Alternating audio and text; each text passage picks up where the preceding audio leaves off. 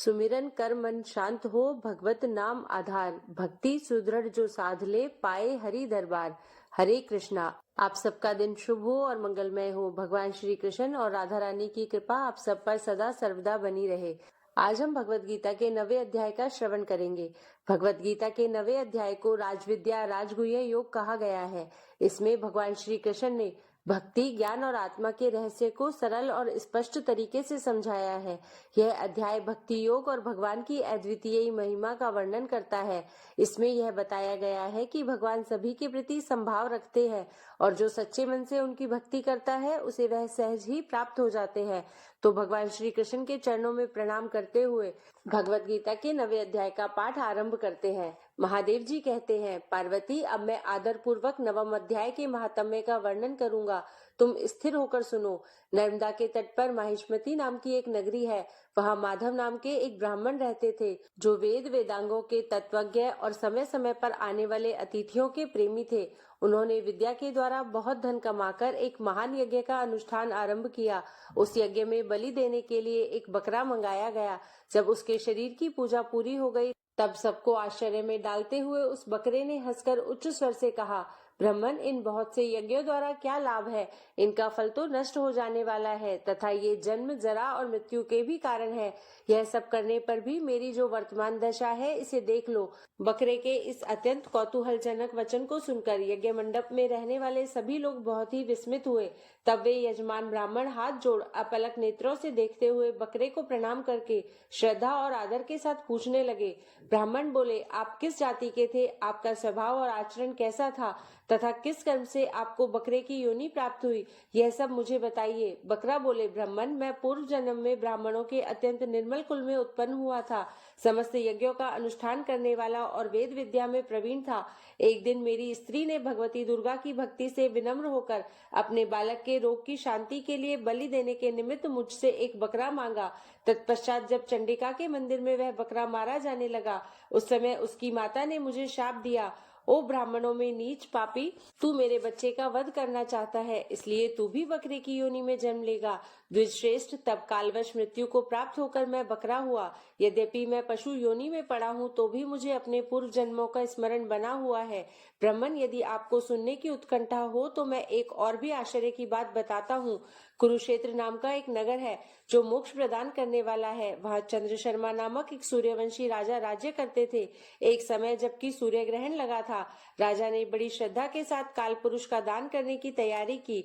उन्होंने वेद वेदांगों के पारगामी एक विद्वान ब्राह्मण को बुलवाया और पुरोहित के साथ वे तीर्थ के पावन जल से स्नान करने को चले। तीर्थ के पास पहुंचकर राजा ने स्नान किया और 2 वस्त्र धारण किए। फिर पवित्र एवं प्रसन्नचित्त होकर उन्होंने श्वेत चंदन लगाया और बगल में खड़े हुए पुरोहित का हाथ पकड़कर तत्कालोचित मनुष्यों से घिरे हुए अपने स्थान पर लौट आए। आने पर राजा ने यथोचित विधि से भक्ति पूर्वक ब्राह्मण को काल पुरुष का दान किया। तब काल पुरुष का हृदय चीरकर उसमें से एक पापात्मा चांडाल प्रकट हुआ।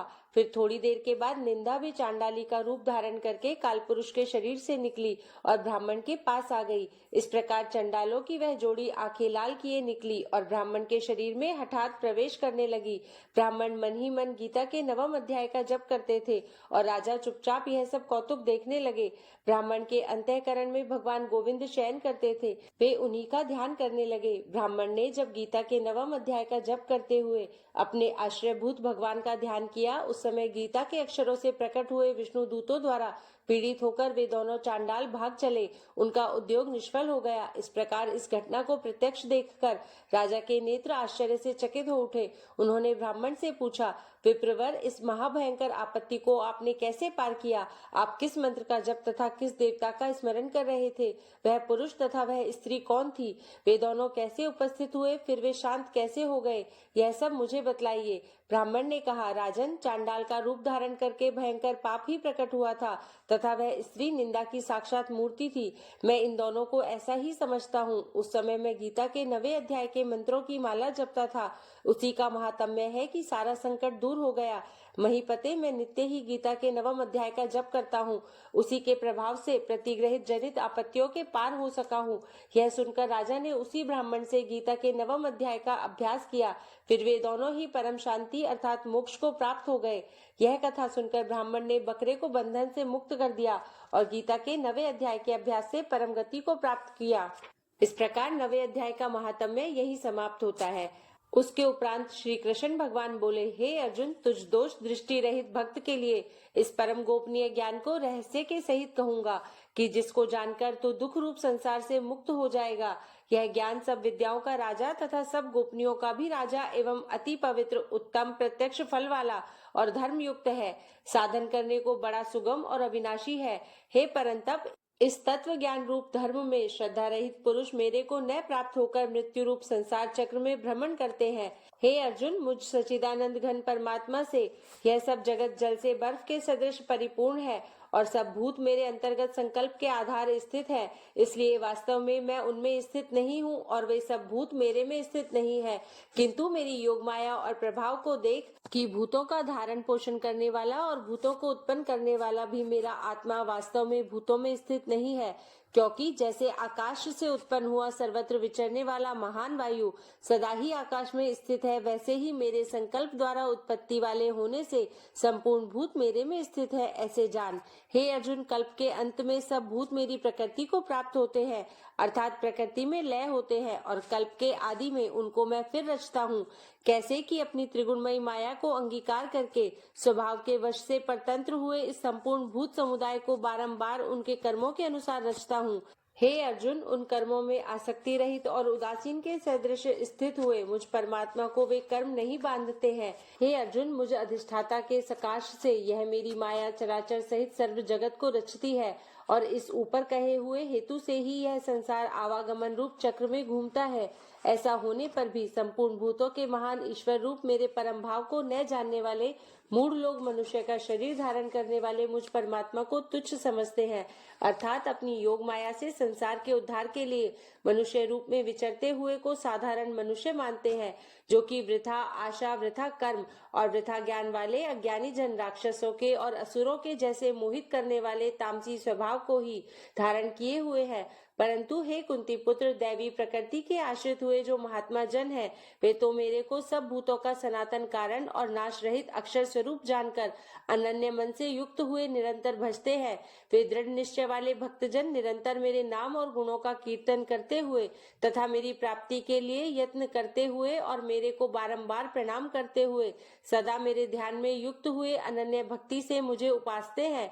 उनमें कोई तो मुझ विराट स्वरूप परमात्मा को ज्ञान यज्ञ के द्वारा पूजन करते हुए एकत्व भाव से, अर्थात जो कुछ है सब वासुदेव ही है, इस भाव से उपासते हैं और दूसरे पृथक्त्व भाव से, अर्थात स्वामी सेवक भाव से और कोई कोई बहुत प्रकार से भी उपासते हैं। क्योंकि क्रतु अर्थात श्रौत कर्म मैं हूँ, यज्ञ अर्थात पंच महायज्ञादिक स्मार्त कर्म मैं हूँ, स्वधा अर्थात पितरों के निमित्त दिया जाने वाला अन्न मैं हूँ, औषधि अर्थात सब वनस्पतियां मैं हूँ एवं मंत्र मैं हूँ, घृत मैं हूँ, अग्नि मैं हूँ और हवन रूप क्रिया भी मैं ही हूँ। हे अर्जुन, मैं ही इस संपूर्ण जगत का धाता और धारण पोषण करने वाला एवं कर्मों के फल को देने वाला तथा पिता, माता और पितामह हूँ और जानने योग्य पवित्र ओमकार तथा ऋग्वेद, सामवेद और यजुर्वेद भी मैं ही हूँ। हे अर्जुन, प्राप्त होने योग्य तथा भरण पोषण करने वाला, सबका स्वामी, शुभाशुभ का देखने वाला, सबका वास स्थान और शरण लेने योग्य तथा प्रीति उपकार न चाहकर हित करने वाला और उत्पत्ति, प्रलय रूप तथा सबका आधार, निधान और अविनाशी कारण भी मैं ही हूँ।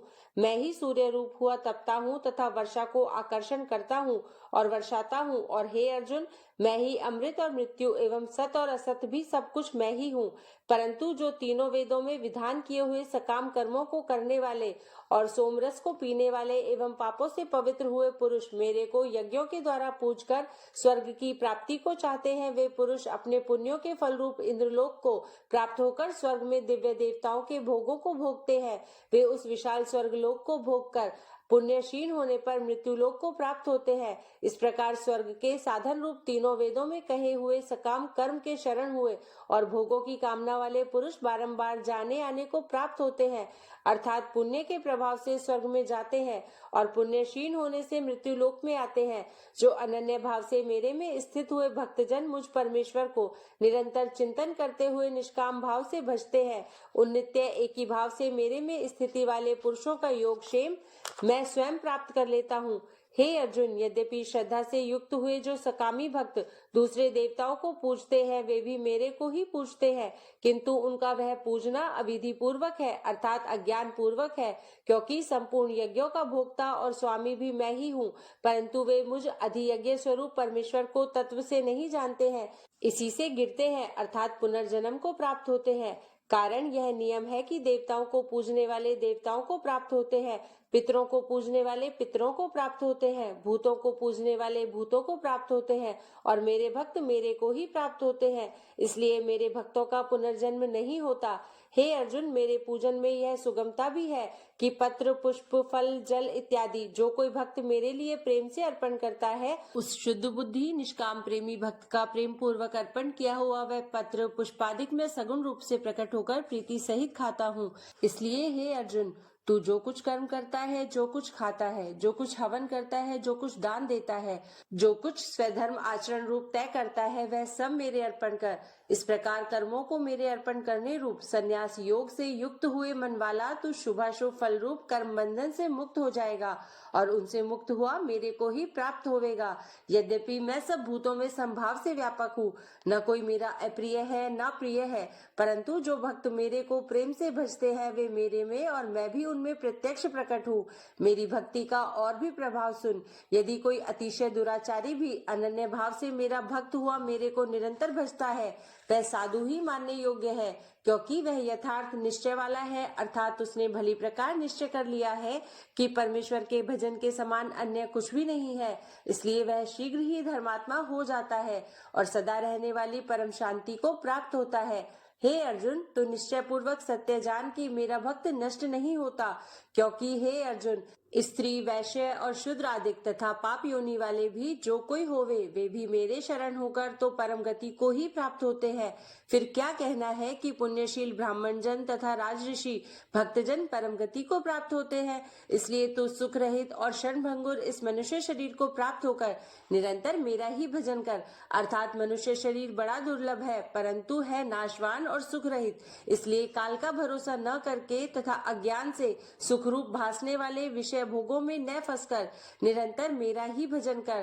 केवल मुझ सच्चिदानंद घन वासुदेव परमात्मा में ही अनन्य प्रेम से नित्य निरंतर अचल मन वाला हो और मुझ परमेश्वर को ही श्रद्धा प्रेम सहित निष्काम भाव से नाम गुण और प्रभाव के श्रवण कीर्तन मनन और पठन पाठन द्वारा निरंतर भजने वाला हो तथा मुझ शंख चक्र गदा पद्म और किरीट कुंडल आदि भूषणों से युक्त पीताम्बर वनमाला और कौस्तुभ मणिधारी विष्णु का मन वाणी और शरीर के द्वारा सर्वस्व अर्पण करके अतिशय श्रद्धा भक्ति और प्रेम से विहलता पूर्वक पूजन करने वाला हो और मुझ सर्वशक्तिमान विभूति बल ऐश्वर्य माधुर्य गंभीरता उदारता वात्सल्य और सुहृदता आदि गुणों से संपन्न सबके आश्रय रूप वासुदेव को विनय भाव पूर्वक भक्ति सहित साष्टांग दंडवत प्रणाम कर। इस प्रकार मेरे शरण हुआ तू आत्मा को मेरे में एक ही भाव करके मेरे को ही प्राप्त होवेगा। इस प्रकार भगवान श्री कृष्ण और अर्जुन के संवाद में राज विद्या राजगुह्य योग नामक नवा अध्याय यहीं पर समाप्त हुआ। आपसे कल फिर मिलते हैं 10वें अध्याय के साथ। तब तक के लिए हरे कृष्णा।